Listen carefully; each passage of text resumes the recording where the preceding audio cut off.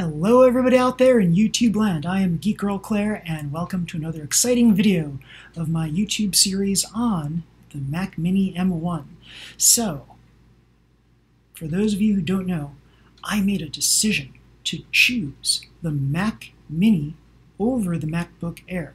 So I was thinking about this for a long time. I was like, okay, so the new M1 chips are in the new Mac Mini and the MacBook Air, and I was thinking, oh, okay, so I'm going to either purchase a $900 device or a $1,250 device to do my computing for the future. So here's the thing. I know that many people have talked about how 8 gigs of RAM seems to be enough to run various things, and for me it's actually good enough for the types of things that I'm doing. I do an online DJ business on the side, and I deal with Zoom online parties, and I have a Reloop Mixon 4, and it has USB connections to a computer that I use currently, which is a MacBook Pro, and I decided, well, my MacBook Pro is getting a little long in the tooth, so let's see if I can get either the Mac Mini M1 or the MacBook Air M1. So I decided, let's purchase the introductory Mac Mini just to test drive it. 8 gigs, 256 gigs of SSD sounds like a winner to me. And I said to myself, if I strip myself down to the bare minimum, bare bones software on this computing device, then I should have more than enough space to do basic computing, and then I can get a little device which is right here, the Ag P-Tech. It's a little docking station that the Mac Mini can sit right on top of, and you can install an SSD drive in that. So it's been talked about, it's been reviewed all on other YouTube videos. It's a great product. So I was like sold on the idea of getting a Mac Mini. Now, why did I choose a Mac Mini over a MacBook Air? So here's the main reason for that. I thought to myself, okay, a Mac Mini, I have to purchase not just the Mac Mini, but I should have a keyboard, which most people have. I should have a mouse or trackpad, which most people have. I should have an external display, which most people have, and a webcam, which most people have. And I said to myself, if I add up all of the little components together and add it to the Mac Mini price, that's going to exceed the cost of a new laptop, the new MacBook Air. So I said to myself, maybe I should get the MacBook Air. That looks like a very nice product. I can get some wacky color like gold, for example, rose gold, whatever that color is, and that'll be cool because I won't have any other Mac that looks like that. But then I decided, I looked closer at the specs, and I saw a very interesting difference. Now, the speed of the two things, they've been reviewed and they're about the same. So long as you plug MacBook Air into a power adapter, you have basically similar performance between the two, Mac Mini and MacBook Air. Now, the big difference for me are those USB ports. And here's what I mean by that. You get 2 USB-A ports on a Mac Mini and also 2 USB-C ports on a Mac Mini. Whereas on the MacBook Air, you only get 2 USB-C ports. Now, why is that important to me? I could use these wonderful adapters here, like the ones that Apple sells, right? And I could plug my USB-A into here, and I could use this USB-C connection to plug into the MacBook Air. I could also go cheap and get these little Benefi adapters, which are very inexpensive. However, I run into some issues with them over time, like quality issues. The first batch of Benefi USB-A to C connectors were awesome. They were so good. They didn't have any real issues with them. The current crop of connectors, I've been having like slight connection issues. Like I try to push this USB-A connector into the slot here on the Benefi connector, and it's like a really tight fit. It doesn't go in smoothly anymore. So there's like quality differences between the new batches of these connectors and the old batches. So that aside, here's one thing that I noticed, and this is a real-world test. I have been online DJing online every week since quarantine started, and I noticed something really strange. Sometimes this USB-C connection to my MacBook Pro's USB-C connection isn't a snug one. If this jostles in any way in the port, there could be issues. And here's what I mean by that. Sometimes I can lose my connection with my DJ controller and the computer. That's not cool. So if you are in a situation where you're paid as a DJ to do online DJing or paid in a big club to do DJing, and you're relying on these kinds of cheapy connectors hooked up to your MacBook, please don't do that.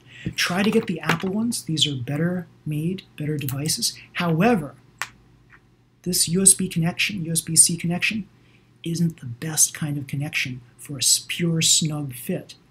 So the USB-A, for all of its flaws of slowness and such, this is a much snugger connection in your computer, in a USB-A connector in a computer, than this USB-C connector.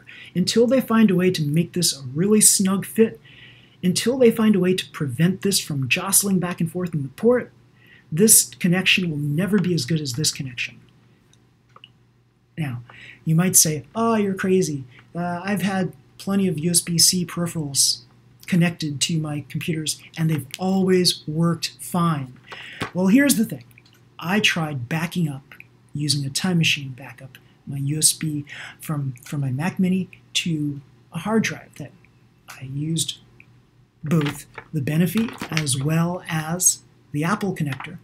And for some God knows what reason, that Mac Mini M1, the first one I had, 8 gigs, 256 gigs SSD, it kept on crapping out before the backup was finished. It kept on, it was fine for in the beginning. It was backing up, and then about half an hour into the backup, of which I have a lot of data, it just craps out and it says that the hard drive can't be found. The backup drive cannot be found. I was very frustrated with this. I was like, what is going on here? And then I just switched to the USB-A connector on the Mac Mini, and it worked fine. It backed up flawlessly. Now, then I said to myself, maybe I have a lemon of a Mac Mini. So I returned it, exchanged it for the 8 gigs, 512 gig SSD, and the same thing happened. The USB-C connection didn't crap out as much, but it still crapped out somewhere in the backup. Also, when I was doing my online DJing with my DJ controller hooked up to the USB-C connection, at some point it would crap out. After about 2 hours, it was always almost consistently 2.5 hours worth of time, the system would just crap out. And I would lose my connection between my controller and my computer. So I would have to save my work just in case something like dreadful would happen.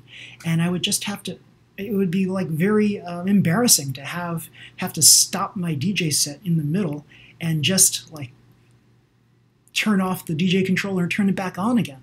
That's stupid.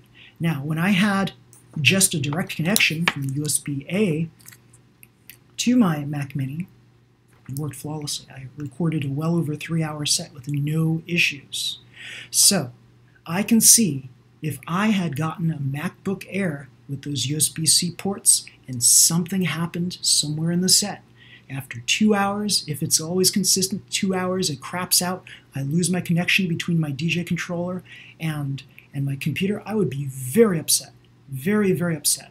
So I think for those of you who still rely on USB-A ports, get the Mac Mini.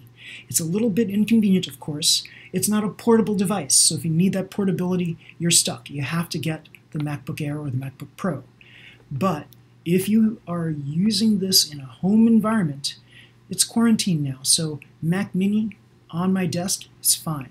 I get to use it every day. If I wanted to have, say, my webcam in different locations all around the room, I would just get an extension cord, something like a 6-foot extension cord or a 10-foot extension cord, and then I can have the webcam anywhere in the room for when I record my yoga sessions. We have this issue, USB-A, USB-C, and what to do about it. Like, what are you going to do about it? Like, do you have connections, old connections, that require you to use a USB-A connector to plug into your computer, or do you have USB-C peripherals already? If you have all USB-C peripherals, by all means, go for that MacBook MacBook Air or MacBook Pro. But if you still rely on USB-A connections, I think the Mac Mini is your best bet at this point, so that you can attain, I won't say flawless, because I haven't play tested my DJing for longer than, say, 3.5 hours.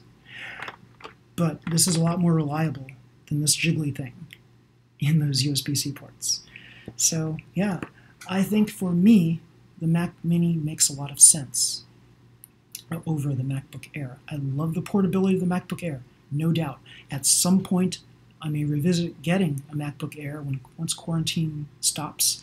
I think I'll need something where I can actually like walk around with this thing, go to, say, Starbucks and work on my music there. So I do remixes on the side as well.